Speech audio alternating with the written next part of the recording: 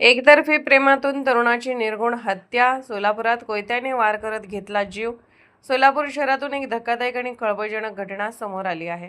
एकतर्फी प्रेमातून निर्माण झालेल्या रागातून एका 19 वर्षीय तरुणाने विवाहित युवकाची धारदार कोयत्याने वार करून हत्या केल्याची घटना घडली आहे.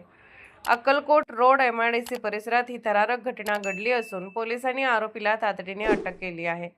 मिळालेल्या माहितीनुसार सिद्धाराम कैलास कटप, वय 20 वर्ष, व्यवसायाने रिक्षा चालक होता. आरोपी संतोष महादेव पाटील, वय 19 वर्ष, हा त्याच परिसरात राहत होता.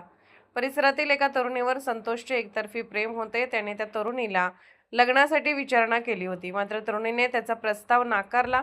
यानंतर 20 एप्रिल रोजी त्या तरुणीचा विवाह सिद्धाराम कटप याच्या सोबत झाला.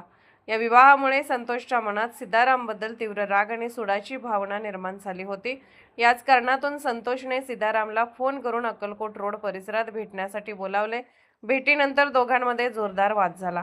वाद विकोपाला गेल्यानंतर संतोषने सोबत आणलेल्या धारदार कोयत्याने सिद्धारामवर सपासप वार केले. या हल्ल्यात सिद्धाराम गंभीर जखमी झाला आणि त्याचा घटनास्थळीच मृत्यू झाला.